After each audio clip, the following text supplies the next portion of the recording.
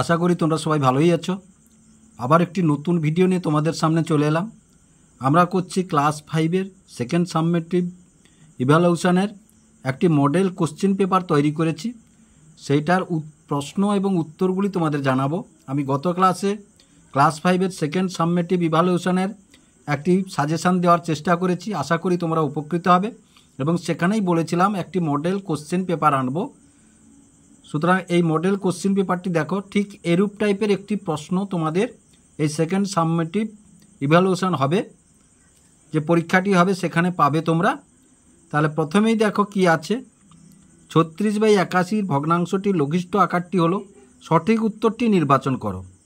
তাহলে দেখো এখানে কোনটা হবে 36/81, তাহলে 36/81 এটাও 9-এর গুণিতক, এটাও 9-এর গুণিতক, তাহলে 9 4 36, 9 9 81, তাহলে এই উত্তরটি হবে। অথবা উত্তরটি এরকম লিখতে পারো, ধরো 36/81 ভগ্নাংশটির লঘিষ্ঠ আকার হলো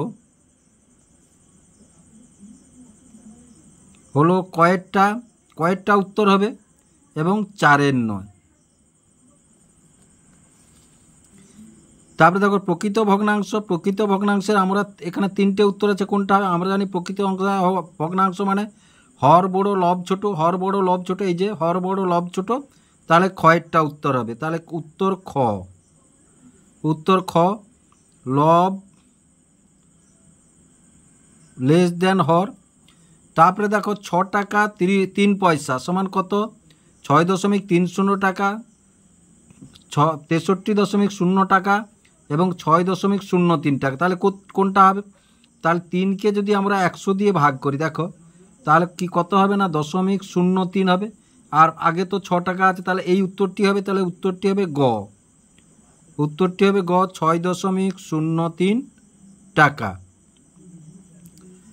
তারপরে দেখো একটি সরলরেখাংশের প্রান্তবিন্দু হলো, তাহলে একটি সরলরেখাংশ, এরূপ একটি সরলরেখাংশ যদি টানি, তার প্রান্তবিন্দু কটি থাকে? তার প্রান্তবিন্দু এই ধরো 2টি থাকে। তাহলে প্রান্তবিন্দু এটা এ প্রান্তবিন্দু, এটা বি প্রান্তবিন্দু, তাহলে প্রান্তবিন্দু কটি? 2টি।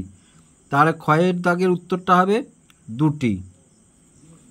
তারপরে দেখো শূন্যস্থান পূরণ করি। 1 নম্বরে 3টে আছে। একটি বিন্দু দিয়ে সরলরেখা টানা যায়। আমি বলেছিলাম একটি বিন্দু দিয়ে অসংখ্য সরলরেখা টানা যায়। এবার সরল করার নিয়মে এস কথার অর্থ কি না? এস কথার অর্থ বিয়োগ করি।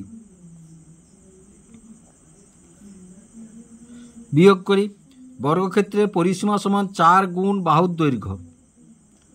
4 গুণ বাহুর দৈর্ঘ্য তো সবগুলো সমান বর্গক্ষেত্র মানে। তারপরে দেখো দুটি মৌলিক সংখ্যার গসাগু সর্বদা 1। এবার দেখো 3-এর দাগটা আছে, সঠিক উত্তর লিখো। 1 করে 3টে আছে। অপ্রকৃত ভগ্নাংশের একটি উদাহরণ দাও। তাহলে অপ্রকৃত ভগ্নাংশের একটি উদাহরণ হলো, অপ্রকৃত ভগ্নাংশ উপর বড়, তাহলে ধরো 15/7 অপ্রকৃত ভগ্নাংশ। 2-এর 3, 2-এর 9 একই হর বিশিষ্ট করো। 9 আর 3-এর লসাগু কত হবে? 9 হবে। তাহলে 9 হলো, তাহলে 9/3 সমান কত? ভাগফল 3। তাহলে 2 গুণ 3/3 গুণ 3 সমান কত? 6/9। আর এটা তো 9/9 সমান কত? 1। তাহলে এটা হবে 2 গুণ 1 আর 9 গুণ 1 সমান কত? 2/9। তাহলে দেখো 6/9, 2/9, তাহলে একই হর বিশিষ্ট হয়ে গেছে। এবার 100-র বর্গমূল মানে, তাহলে 100কে ভাঙো উৎপাদকে, তাহলে 5 2 10 0, আবার 5 4 20, আবার 2 2 4, তাহলে 5 গুণ 5 গুণ 2 গুণ 2, বর্গমূলের চিহ্ন দিয়ে দিলে প্রতি জোড় থেকে একটা, তাহলে 5 গুণ 2, তাহলে কত? উত্তর কত হলো না 10। উত্তর হলো 10। তারপরে দেখো সমরেখ বিন্দু কাকে বলে? একই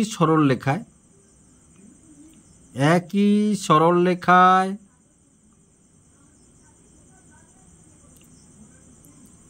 একাধিক বিন্দু অবস্থান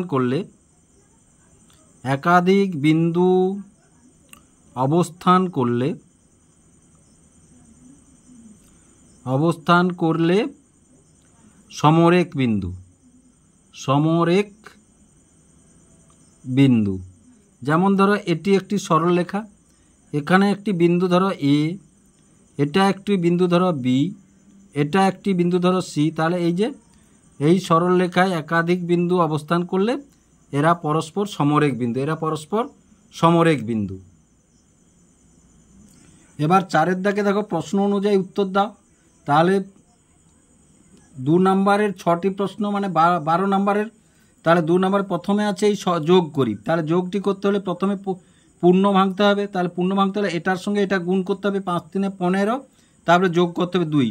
তাহলে 17 3 যুক্ত 7 1 7, তাহলে 8 7 যুক্ত এটার সঙ্গে এটা গুণ করলে 14 দিয়ে 28, 28-এর সঙ্গে 3 যোগ করলে 31, তাহলে 28 3 31, 31-এর 14। তাহলে এবার 3 7 14-র লসাগু দেখো। তাহলে 7-এ দিলে 3 নামলো, 7 1 7 2, 7 3 21 2 42। তাহলে লসাগু কত হলো? 42। তাহলে 42-কে যদি 3 দিয়ে ভাগ করি, তাহলে 42 ভাগ 3, তাহলে কত? 14।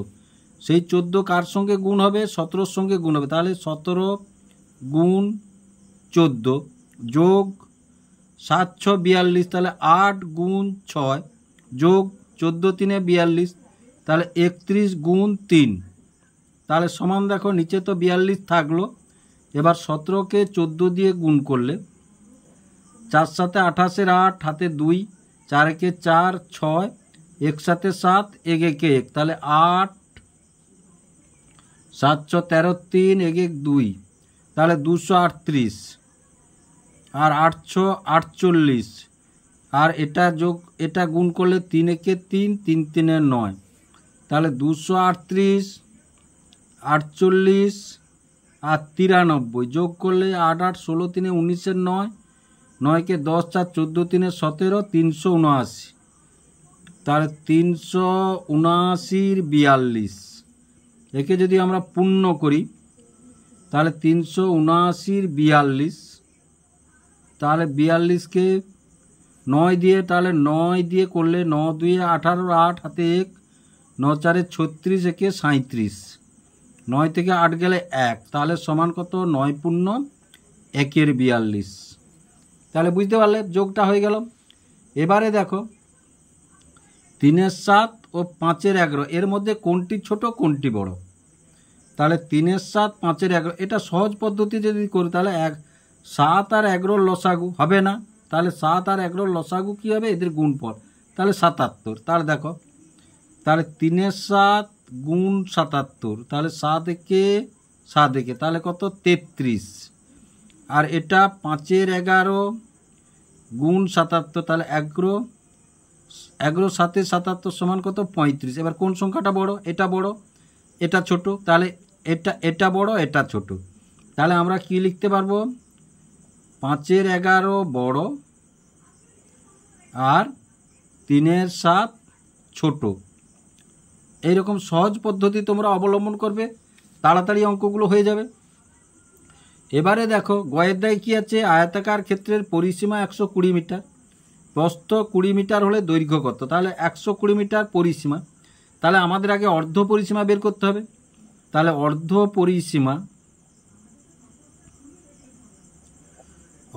পরিসীমা সমান 120 ভাগ 2 সমান কত? 60 মিটার। এবার দেখো আর দৈর্ঘ্য নির্ণয় করতে বলেছে। তাহলে দৈর্ঘ্য সমান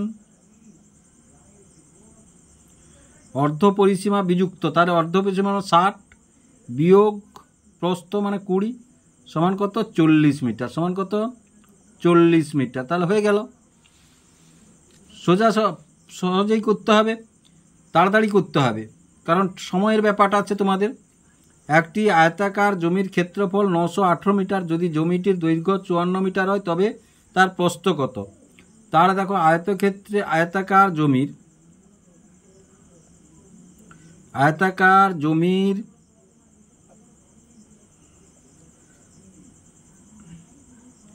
দৈর্ঘ্য সমান, এই জমির দৈর্ঘ্য আছে, তাহলে প্রস্থ সমান ক্ষেত্রফল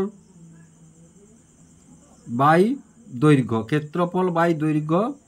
এখানে মিটার আছে, মিটার, এইটা সূত্র, তাহলে সমান ক্ষেত্রফল কত আছে 918, আর এটা কত 54।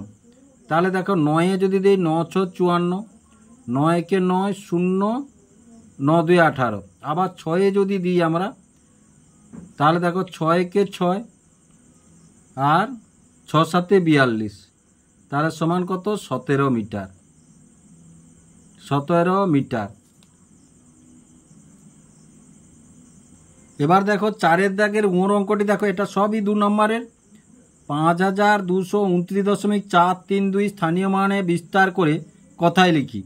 তাহলে স্থানীয় মানে বিস্তার যদি করি দেখো, তাহলে প্রথমে লিখব 3টে 0, 1 2 3টে 0 যোগ 2টা লিখি, তাহলে 2টো 0 যোগ এই 2টা লিখলে 2 একটা 0 যোগ 9, দশমিকের পরে যোগ 4 10 যোগ 3 100, কারণ দশাংশ শতাংশ সহস্রাংশ, আর 2 1000, এই হয়ে গেল।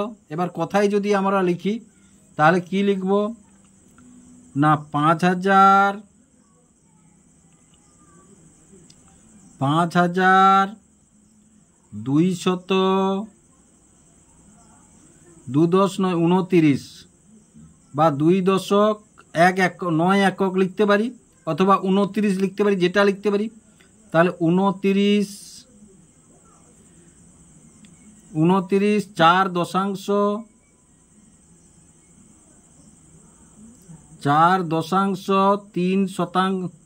3 শতাংশ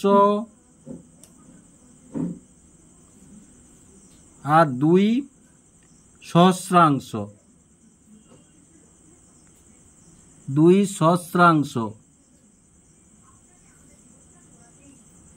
তাহলে বুঝতে পারলে। এবার দেখো ছোট থেকে বড় সাজাই। প্রথমে সবারই 6 আছে, দেখো এর 6 এর 6 এর 6, এবার দশাংশের পরে এর 0 এর 6 এর 0, তার মানে এটা বাদ দিলাম, এর দুজনের চাইতে এ বড়। এবার শতাংশের ঘরে এ আছে 0, এ আছে 6, তার মানে দেখো এই সব থেকে ছোট। তাহলে আমরা কি লিখতে পারি না ছোট থেকে বড় সাজিয়ে পাই, ছোট থেকে বড় সাজিয়ে পাই, তাহলে দেখো 6.006, তারপরে 6.066, তারপরে 6.606। তাহলে বুঝতে পারলে কিভাবে হলো। এবারে দেখো বিয়োগ করি। 208.58 টাকা থেকে 56.20 টাকা বিয়োগ করি। তোমরা বসাবে অঙ্কগুলো এভাবে, দশমিকের সোজা দশমিক দেবে, তার আগে যেমন সংখ্যা আছে বসাবে এভাবে। তাহলে বিয়োগ 8 করতে 8, 5 থেকে 2 গেলে 3, 8 থেকে 6 গেলে 2, 10 থেকে 5 গেলে 5 আর 1, তাহলে এই যে হয়ে গেল এটা টাকা। এবার এখানে লিখতে পারে অতএব নির্ণেয় বিয়োগফল, অতএব নির্ণেয় বিয়োগফল, নির্ণেয় বিয়োগফল 152.38 টাকা, 38 টাকা। তারপরে দেখো এটা একটি সরল, তাহলে দেখো এখানে এটা ভাগ করতে আমরা পারবো না, সুতরাং ভাগ যেহেতু করতে পারবো না, এর কাজগুলো গুণের কাজগুলো আগে করি। তাহলে 6 5 30 গুণ করলাম, গুণ 4 ভাগ 8 ভাগ 5 আর গুণ 7। আবার দেখো এটা গুণ করলে কত হবে 120, সমান চিহ্ন দাও, ভাগ 8 ভাগ 5 গুণ 7, তাহলে সমান এটা 120কে 8 দিয়ে ভাগ করলে, 120কে যদি 8 দিয়ে ভাগ করি তাহলে 8 কে 8, 4 0 8 5 40, তাহলে কত হলো 15। তাহলে 15 ভাগ 5 গুণ 7, 15কে 5 দিয়ে 5 3 আর গুণ 7, তাহলে সমান কত হলো? সমান হলো 21। এবার দেখো 3 নম্বরের অঙ্কগুলো দেখো, 3টে করতে হবে আমাদের, 3 3 9। তাহলে সমস্যাগুলির সমাধান করো। তাহলে একটা চৌবাচ্চায় 1/8 অংশ জলপূর্ণ আছে, একটি কল খুলে 7/16 অংশ ঢালা হলো। আবার চৌবাচ্চাটা 1/8 অংশ ছিল, আবার ঢালা হলো 7/16 অংশ। একটু পরে বালতি করে আরও 1/4 অংশ জল ঢালা হলো। এখন চৌবাচ্চায় কত অংশ জল হলো? তাহলে দেখো এটা ছিল, এটা ঢালা হলো, এটা ঢালা হলো, তাহলে মোট কতটা জল হলো, অংশ জল হলো, মানে যোগ করতে হবে আমাদেরকে। তাহলে আমরা কি লিখব না, 1/8 যোগ 7/16 যোগ 1/4 সমান সমান ভগ্নাংশের যোগ অথবা বিয়োগ যাই করো না কেন, করতে হলে প্রথমে হরগুলো লসাগু করতে হবে। এখানে তোমরা সরাসরি করবে, সময় ব্যয় করবে না। 8 গুণিতক 16, 4 গুণিতক 16, সুতরাং 16 লসাগু। সুতরাং 16 লসাগু, লসাগু আর করতে হবে না তোমাদের। এবার 16কে যদি 8 দিয়ে ভাগ করি 2, 8 2 16, সেই 2 1-এর সাথে গুণ হলে 2 1 2। এবার দেখো 16কে 16 দিয়ে ভাগ করলে 16 1 16, সেই 1 7-এর সঙ্গে গুণ হলে 7। 16কে 4 দিয়ে ভাগ করলে 4 4 16, 4, সেই 4 1-এর সাথে গুণ হলে 4। তাহলে সমান সমান 7 2 9, 9 4 13, তাহলে 13 16 অংশ, 13 16 অংশ। তাহলে আমরা কি লিখব? অতএব এখন চৌবাচ্চাতে জল হলো, ভাষা তোমাদেরকে সুন্দর করে লিখতে হবে। এখন চৌবাচ্চাতে জল হলো, চৌবাচ্চাতে জল হলো 13 16 অংশ, 13 16 অংশ। নিশ্চয়ই অঙ্কটি তোমরা বুঝতে পারলে। এবার দেখো ক্ষয়ের দাগের অঙ্কটি দেখো, এটাও 3 নম্বরের। মিহির বাড়ি থেকে স্টেশনে যাওয়ার সময় 7/8 অংশ বাসে, 1/12 অংশ সাইকেলে গেল। 7/8 অংশ বাসে এবং 1/12 অংশ সাইকেলে গেল। তাহলে মিহির বাকি অংশ পথ হেঁটে গেল। মিহির মোট কত অংশ বাসেও সাইকেলে গেল, কত অংশ হেঁটে গেল? তাহলে প্রথমে চেয়েছে কি মিহির মোট কত অংশ বাসে সাইকেলে গেল। তাহলে বাসে 7/8 অংশ, 1/12 অংশ সাইকেলে। তাহলে এটা, এই যে মোট কথাটি বলেছে মানে এ দুটা যোগ করতে হবে। তাহলে দেখো মিহির বাসে ও সাইকেলে গেল, সাইকেলে গেল। তাহলে 7/8 যোগ 1/12, তাহলে 8 আর 12। তাহলে দেখো 4 দিয়ে দিলে 4 2 8, 4 3 12, তাহলে 4 গুণ 2 গুণ 3 সমান কত? 24 লসাগু। 4 2 8 3 24 লসাগু। তাহলে সমান সমান কত? 24 লসাগু পেলাম।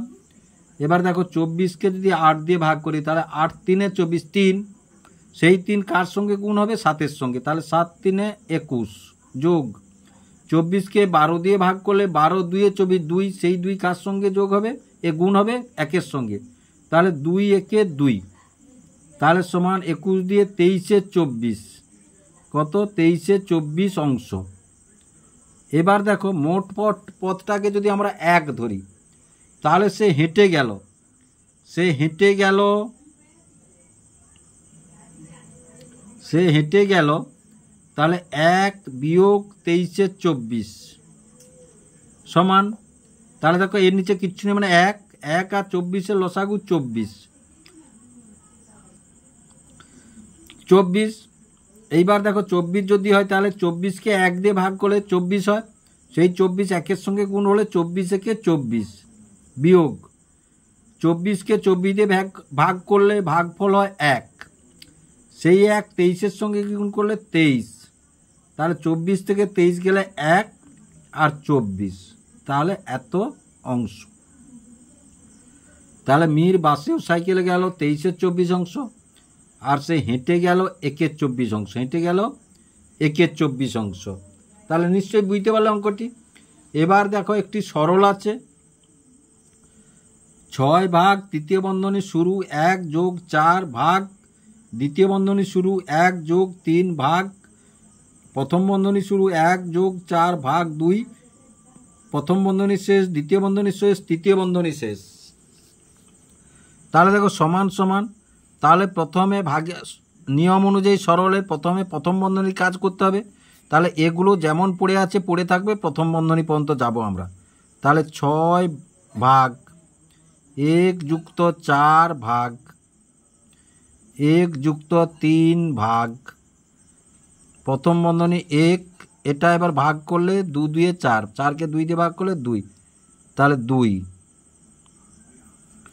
তাহলে সমান সমান 6 ভাগ 1 যোগ 4 ভাগ 1 যোগ 3 ভাগ, আর এটা 2 আর 1 যোগ করলে 3, দ্বিতীয় বন্ধনী শেষ তৃতীয় বন্ধনী শেষ।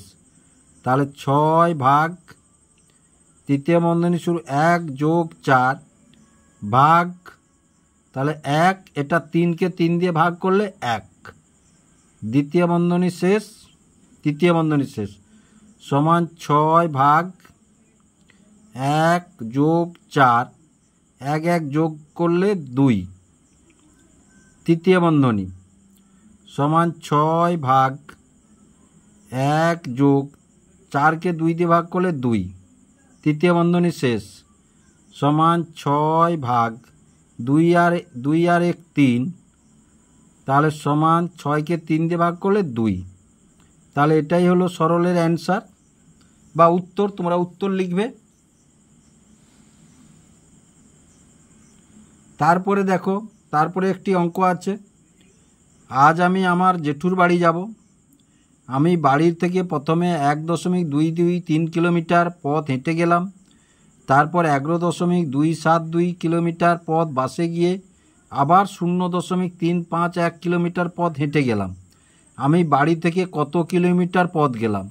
তাহলে প্রথমে এটা হেঁটে গেল, তারপরে এটা বাসে গেল, আবার এটা হেঁটে গেল। তাহলে এই পথ এই পথ এই পথ সে গেল।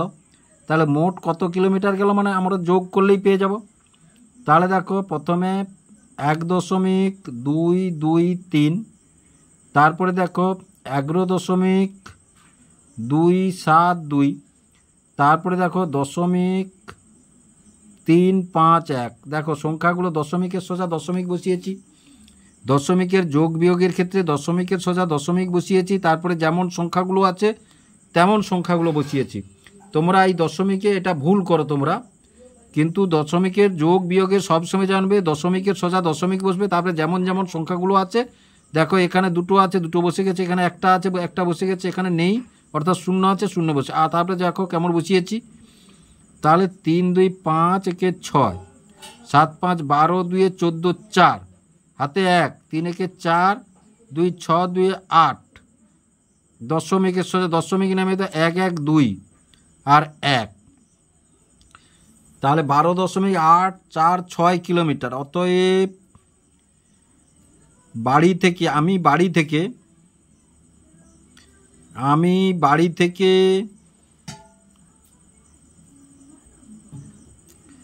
12.846 কিলোমিটার পথ গেলাম। কিলোমিটার পথ গেলাম।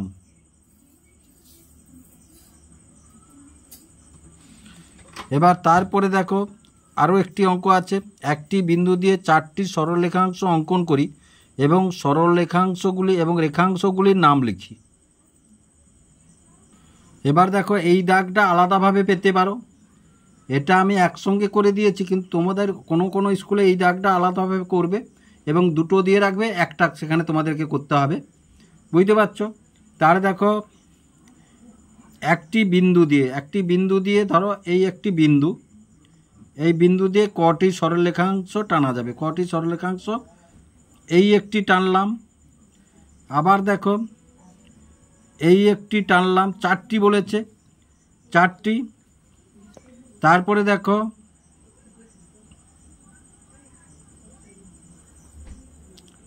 এই একটি টানলাম, তারপরে দেখো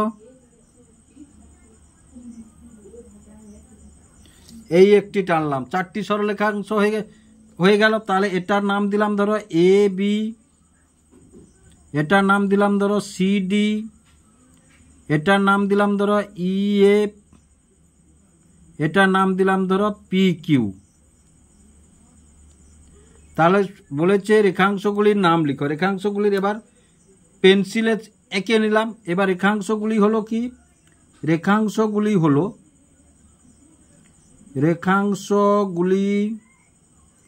হলো তাহলে এ বি, বিসি,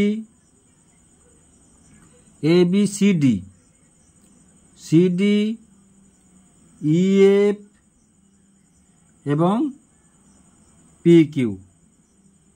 তাহলে আশা করি তোমরা বুঝতে পারলে। আমি খুব তাড়াতাড়ি তোমাদেরকে বুঝিয়ে দিলাম, কিন্তু তোমাদের এইরকম একটি প্রশ্ন তোমরা পাবে, সেটি তোমাদের 1 ঘন্টার মধ্যে উত্তর করতে হবে। আমি হয়তো খুব কম সময় করে দিলাম, ভিডিওটি কম সময় করার জন্য, কিন্তু তোমরা মোটেই তড়বড় করবে না। তোমাদের সময়ের মধ্যে যদি তোমাদের যে প্রশ্নটা থাকে বা স্কুলগুলো যে প্রশ্ন দেয় তোমাদেরকে, সেটি টাইম মেনটেন করেই দেয়, অঙ্কগুলি দেয়, তোমরা 1 ঘন্টার মধ্যে অবশ্যই করতে পারবে। তবে বারে বারে একটা কথা মনে রাখবে, অঙ্ক অভ্যাস করার বিষয়। বাড়িতে যত অঙ্ক অভ্যাস করবে বা প্র্যাকটিস করবে, তত পরীক্ষার খাতায় নিখুঁতভাবে অঙ্কগুলি তোমরা করে আসতে পারবে। আর ভিডিওটি যদি ভালো লেগে থাকে লাইক এবং বন্ধুদের মধ্যে অনেক অনেক শেয়ার করবে ও চ্যানেলটিকে অবশ্যই সাবস্ক্রাইব করবে নতুন নতুন ভিডিও পাওয়ার জন্য।